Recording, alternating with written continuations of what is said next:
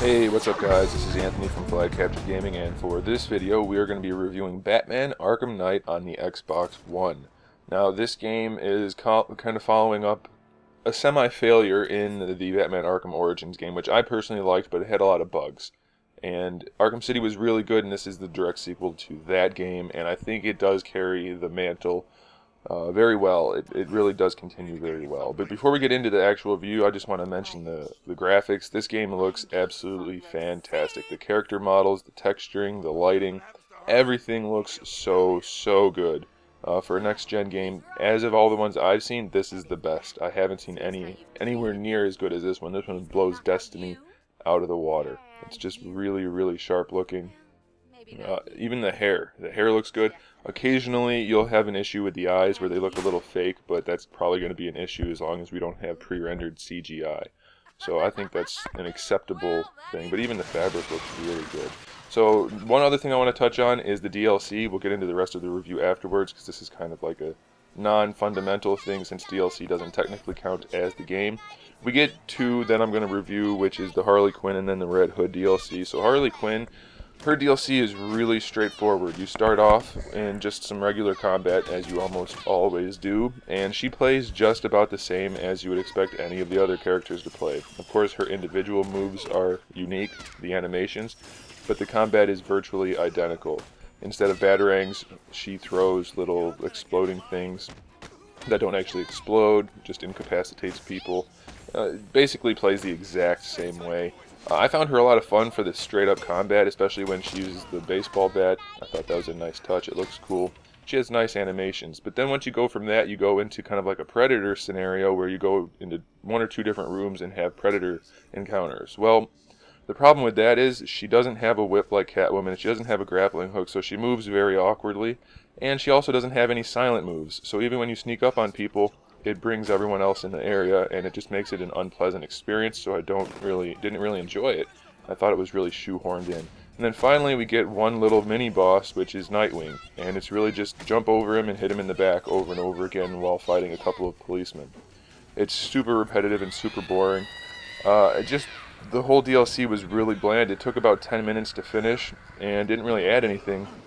I mean, I know it was a prequel, but that was it. All you do is break into a Bloodhaven and rescue Poison Ivy through these little mini encounters, and that was it. So it was pretty disappointing, even though it looked cool and I like Harley Quinn and could have been fun. I felt like they just didn't do a real great job with that, so it was a little disappointing. And then having Harley Quinn beat Nightwing one-on-one, it didn't really fly. So now we can talk about Red Hood, which is a little bit more fun, a little bit better, other than just being the fact that he's Red Hood and has guns and looks cool. He plays mostly the same again as Batman this time. Instead of batarangs, he uses his guns, which is a nice touch, but they don't actually kill people unless you do like a finishing move. So, I mean, they can if the guy's already weak, but it's just kind of counterintuitive to have guns and then shooting people and not dying, but that's okay. You can't just kill everybody with guns right off the bat. That would get boring. As far as his other moves, instead of using the cape, he does a kick. Otherwise, he plays pretty much the same. He does have the grappling hook, so that helps. His Predator missions, I mean, it runs basically the same. You do a couple of regular combat things, then you go into Predator, and then you go fight the boss again. So it's really short, it's about 10 minutes, but at least the Predator ones in here are actually pretty fun, because he does play basically like Batman, except he has really cool looking takedowns. So that's nice. He snaps necks and uses guns and stuff. So his combat, and then the fact that he has the grappling hook and can do silent takedowns, made it a whole lot more fun to do, and the fact that it's Red Hood made it even better. So it was basically like playing the regular Batman missions, but using a cool character to break it up a little bit. So despite the fact that his mission was really short, just like Harley Quinn's, it was still more fun. I did enjoy playing as him. They're so short. And then once you get done with all of the Predator stuff, you get to the final fight, which is Black Mask. So all you do is fight his goons, and then he'll draw his pistol on you, and then you just tap Y to dodge, and then you can go fight him, or you can just stay close to him and keep fighting him as you're fighting the goons. So it's just really not very creative, not very involved, pretty basic, in fact. I felt like his was even easier than any of the other bosses in the game, despite the fact that there are very few. just because he's not really, he doesn't do anything but stand there and let you beat him up for the most part. So it was kind of bland, I thought. Did look cool, and then the cutscene at the end I really liked, but it wasn't particularly enthralling. It didn't really add much again. It was just a little bit of a prequel, so I guess it was okay. But the DLC, not too impressive. It was very bland for the most part. So it was fun to play as Red Hood, but Harley Quinn left a little bit something to be desired. And I think if Red Hood wasn't Red Hood, people wouldn't have cared that much about that either. So don't worry about the DLC too much. Now let's get into the actual gameplay.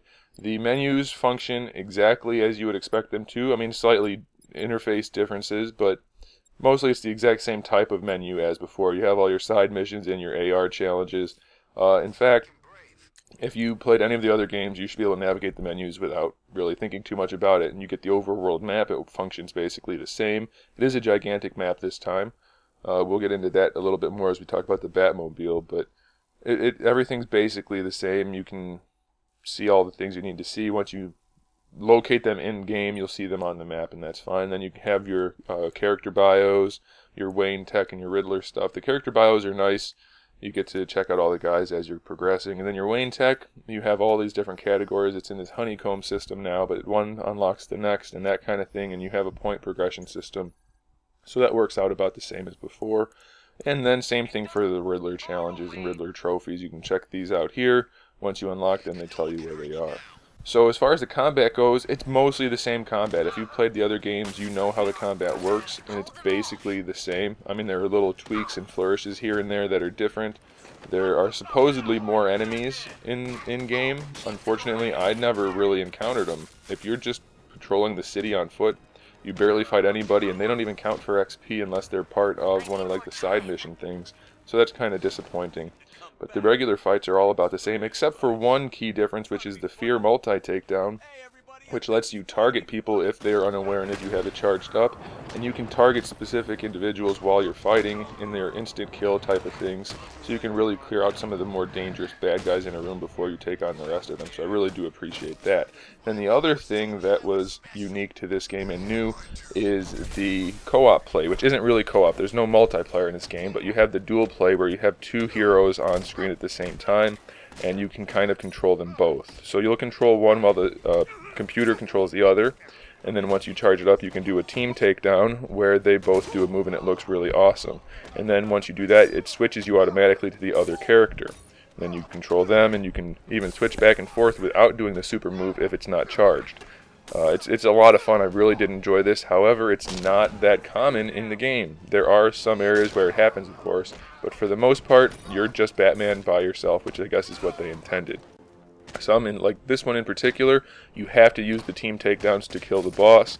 This is one of the mini bosses in the game, and there's very few. In fact, there's almost no mini bosses in this game, which is kind of disappointing, I thought, because it's very linear, the story. We'll talk about that a little bit more later on. But yeah, there's almost no mini bosses. One cool thing I did like about the co-op, which is already awesome, is the Predator mission here with Robin. You get to do these cool takedowns where he jumps in from the rafters and takes out the guy, and then you take off again. And then if you're also perched and he's perched, you can send him down to take out a guy, and then it automatically swaps you over to him. And that was kind of a fun way to swap between characters. So really the co-op combat, or the dual play combat, was awesome. I really, really enjoyed it. I wish you had more opportunities to do it though, because it was kind of sparse in the game for one of the features they were really touting prior to release. But it was a whole lot of fun, so I really do give them kudos for that. Now the next thing we need to talk about really is the Batmobile, because that was one of the other huge things that they really talked about prior to the game launching. So the Batmobile serves three main purposes. The first one is getting around the city, which is a whole lot of fun. The second one is combat, which is kind of fun. And then the third one is solving puzzles for Riddler and within the main story arc. So my favorite thing with the Batmobile was traversing the city. Getting into the Batmobile and launching out of it was a lot of fun. It really did help you traverse, and just summoning the Batmobile to get into it during a fight or something was a whole lot of fun. You know, you get to jump down and either fly right to it or call it in and jump in it as you're running, and it just looked cool and it was fun. And then shooting yourself out with the propulsion system so that you could start gliding or grappling hook or anything you want to do, that was also a whole lot of fun. So that's the first thing, is getting around the city. Felt really good, except the city felt really, really crowded. It's a lot bigger, obviously, but it's really crowded, really narrow, and kind of hard to control the Batmobile, but when you do get it, it's a lot of fun. So that's the first thing. The second thing is chasing things and shooting them or trying to destroy things. And that's not as much fun, because most of the time, the things you're chasing are a lot faster than you, and it's really hard to keep up, especially when you're in like one of the side missions where the thing you're chasing is flying. It's almost impossible. It's really hard to control the Batmobile in these narrow streets, and then the things that are flying don't even follow the road, so it really wasn't a lot of fun. It felt kind of shoehorned in. I feel like they could have done a lot better. It wasn't horrible. It didn't really hurt the game, but it didn't help the game very much at all. Then the other thing you're going to do in the Batmobile, for combat-wise, is kind of like these little arena things where you're getting attacked by a whole bunch of things, and then you have to survive and kill them. So all you really do is look out for the indicators that they're firing and dodge them. And once you dodge them, you shoot the things. And rinse, repeat over and over again until you kill everything or until you die and have to start over. It doesn't really feel like Batman. It feels really shoehorned in. It does kind of break up the gameplay, but it also kills the momentum of the game, I felt like also. It wasn't not fun, it just wasn't great. So I don't know, some people might like it. I felt like it didn't really need to be there as much as it was. But it's okay. I mean, the Batmobile is basically a tank, and you're fighting tanks, and it gets really repetitive. But it's not bad, so I don't know. It's going to be kind of like a personal thing, whether or not you like it. To me, take it or leave it. I didn't really care either way. It was in there. I didn't feel like it needed to be, but it was, so that's okay. And finally, the third thing you do with the Batmobile is just solve mini puzzles using the winch or the gun and things like that. And it doesn't really add much. It doesn't hurt. I think it's okay, but it's not great. So don't expect the Batmobile to be awesome unless you're jumping in or jumping out of it. And then we had to talk about the Riddler. Even though he's technically just a side mission, the Riddler does play a big part in this game just because he's the Riddler and he's a lot of fun. He's been in all the other games. So how this works is this is your only opportunity to see Catwoman and to play as Catwoman. It's always like a co-op thing because Riddler's captured her and you're working as Batman or Catwoman to save her. So you get these Riddler rooms. After you go off and do something as Batman in a different type of Riddler room that involves the Batmobile, you come back and you work with Catwoman to solve these puzzles. It's always some sort of co-op thing involved, so that's kind of fun. It's kind of unique to use the two different people to solve puzzles, and once you do, you're going to get a key. After a certain amount of keys, you get to take the bomb collar off of her neck, and that's why Riddler is making you do this stuff, because he's trying to kill her, and if you can solve all these riddles, you can save her from dying by taking the bomb thing off of her neck. So that was kind of a fun way to give him purpose and to put Catwoman in the game without actually putting her in the game. That's another thing, is if you don't play side stories, you're going to see very few actual Batman characters, which is kind of disappointing. I think the main story is lacking quite a bit. But anyway, once you take the bomb collar off of her neck, then you're usually going to get into a segment where you have to fight some of his Riddler robots that look like Sonny from iRobot.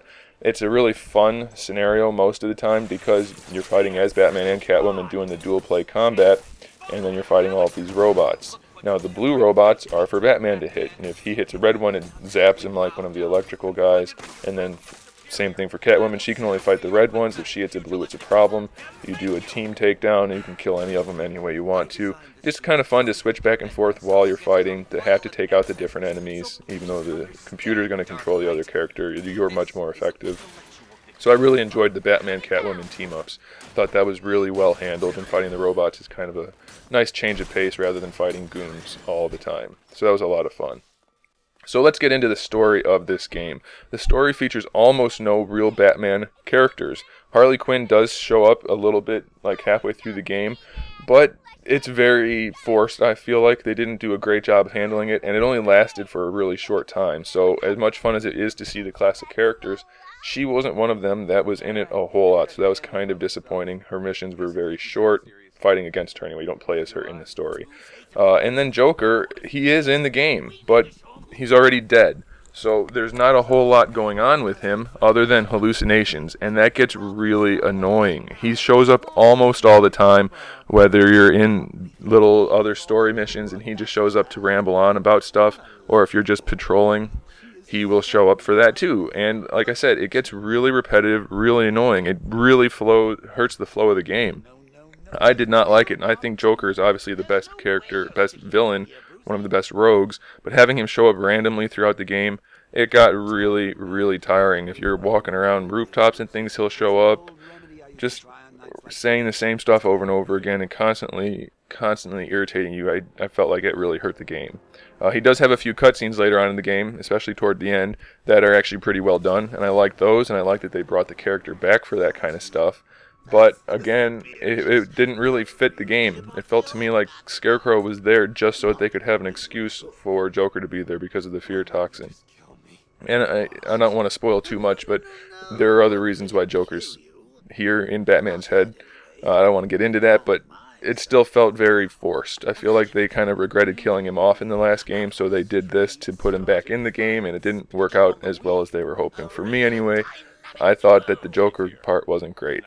Ivy is one of the main characters, actually. She's helping you fight Arkham Knight and Scarecrow, so she's in the game probably more than any other supporting character.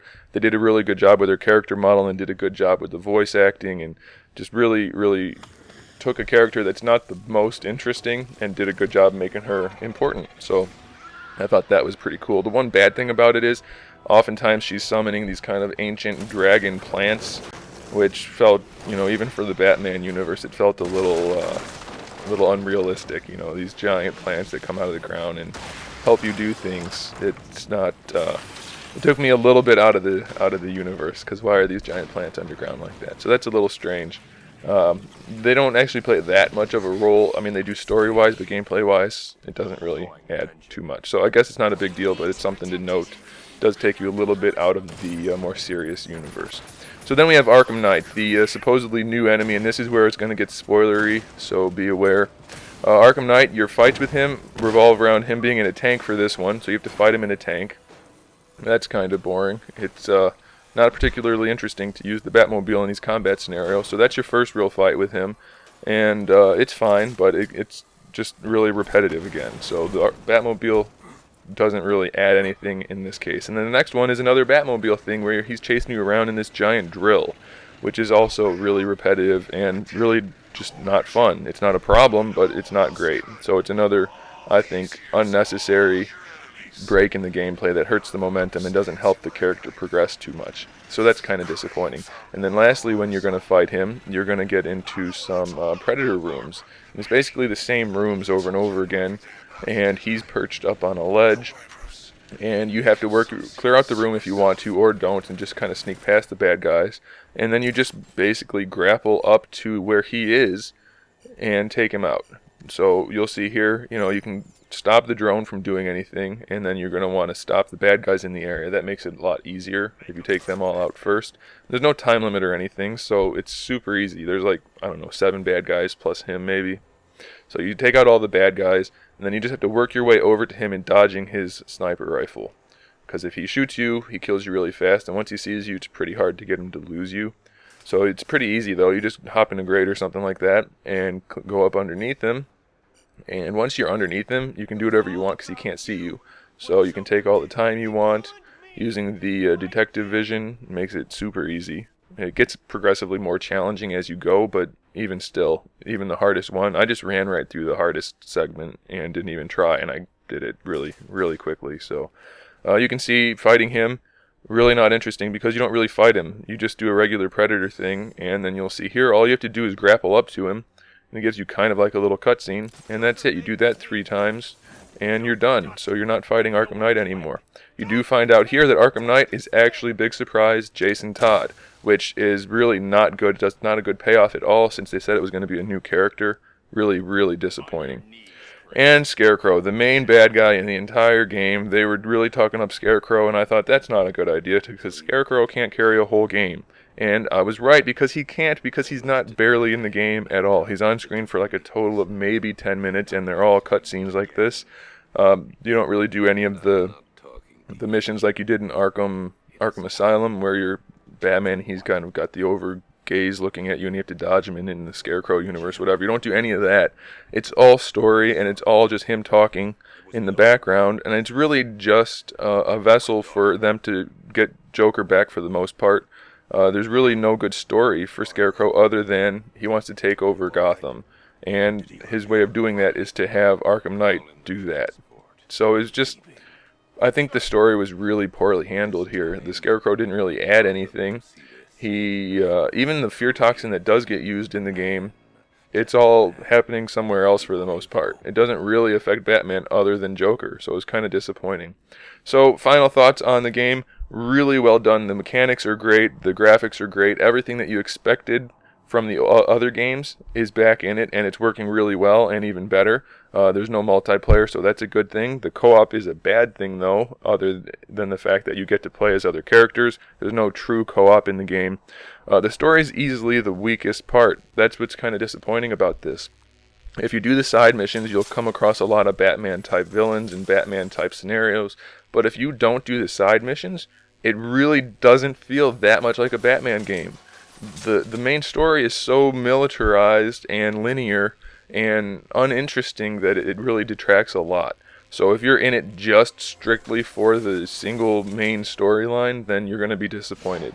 Gameplay-wise, you won't be disappointed at all, and if you spend the time to go through the side missions, that won't be disappointing either, so it won't be a problem. So I do recommend this game. It did play really well. I had a lot of fun doing it. And I'd say it was probably like a 9 out of 10. It played really, really well, but for me, the story was lacking enough, and the Batmobile didn't add enough that I couldn't give it a perfect score, but still easily the best Batman game out of the bunch. Thanks for watching, guys. I hope that was informative and you enjoyed the video, and make sure you subscribe to the channel so you can see more videos like this and other fun stuff. In the meantime, keep playing.